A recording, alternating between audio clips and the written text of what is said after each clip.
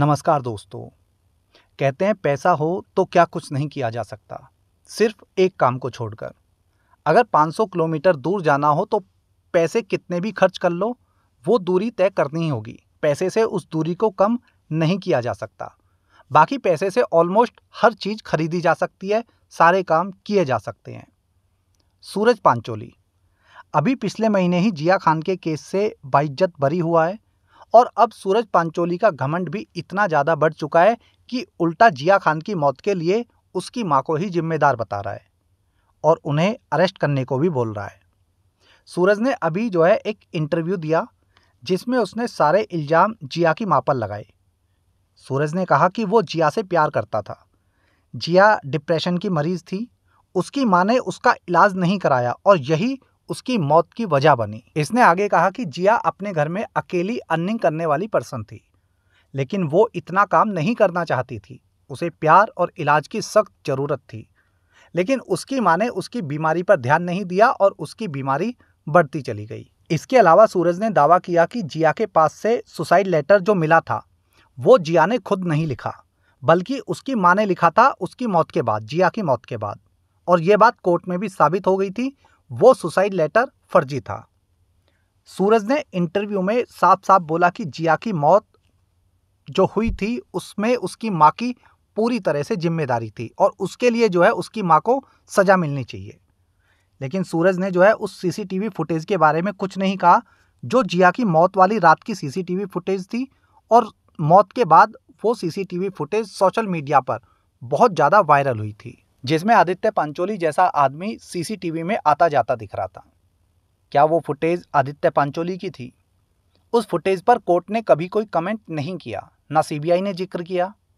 सूरज आज बरी हो चुका है तो खुद जिया की मां को जिम्मेदार बता रहा है और उसे अरेस्ट करने की बात तक बोल रहा है। क्यों? क्योंकि ये बरी हो चुका है चुलमान दादू की मेहरबानी से। और ये जो दावा कर रहा है कि जिया ने सुसाइड नोट नहीं लिखा था बल्कि उसकी मां ने लिखा था, इन चीज़ों में हेर फेर करना बहुत ज़्यादा मुश्किल नहीं है, खासकर हमारे देश की कोर्ट में। चुलमान दादू सबको याद है, चुलमान का हिट एंड रन केस कौन भूल सकता है। केस को इतना लंबा खींचा गया कि चुलमान की गाड़ी को कौन चला रहा था, कौन पीछे बैठा था, कौन आगे बैठा था, ये पूरे देश को पता चल गई, सिवाय जज साहब के। सीबीआई का मतलब लोगों को लगता है कि अब केस की सच्चाई लोगों के सामने आ जाएगी, लेकिन ऐसा नहीं होता बाबा। वहां भी इंसान ही काम करते हैं और उनके ऊपर भी एक बॉस होता है। सूरज पांचोली ने 10 साल ऐश में गुजारे क्योंकि फैसला तो बहुत पहले फाइनल हो चुका था। यह अलग बात है कि कोर्ट ने फैसला पिछले महीने सुनाया, लेकिन फाइनल बहुत पहले हो चुका था। और अब इतनी हिम्मत आ गई है इसके अंदर कि मरने वाली की मां को खुद जिम्मेदार बता रहा है। और थ्योरी वही है, डिप्रेशन। इस डिप्रेशन से आज तक नेपो किड्स कोई नहीं मरा। एक आध कोई केस हो तो अलग बात है। क्या डिप्रेशन भी इनसाइडर आउटसाइडर को देखकर वार करता है? यहाँ दो थ्योरी सबसे ज्यादा काम करती है, डिप्रेशन और हार्ट अटैक। और इन दोनों के नाम से कितने ही आउटसाइडर को मौत के घाट उतार दिया गया। सूरज ने कहा कि उसे देश के कानून पर पूरा भरोसा था और उसे पूरा विश्वास था कि मैं इस केस से जल्दी ही बाहर आ जाऊंगा।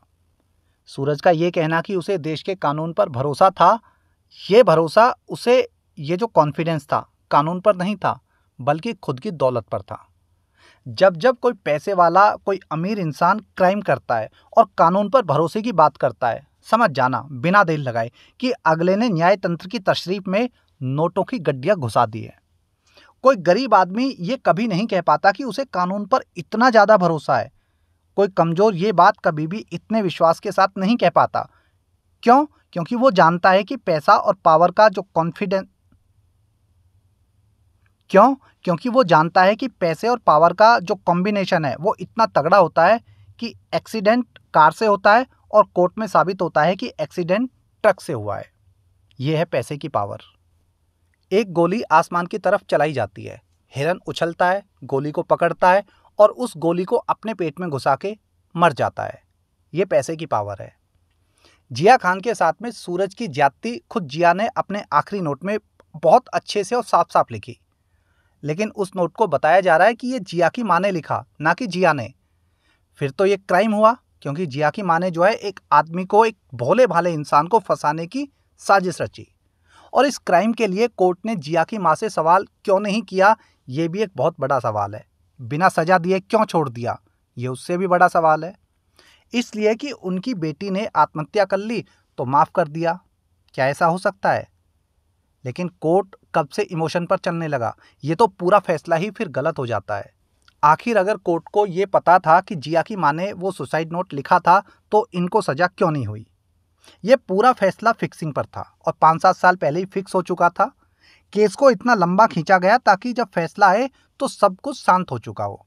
ये पैसे की पावर है कि एक आरोपी सुसाइड केस से छूटकर मरने वाले की मां को ही ब्लेम कर रहा है।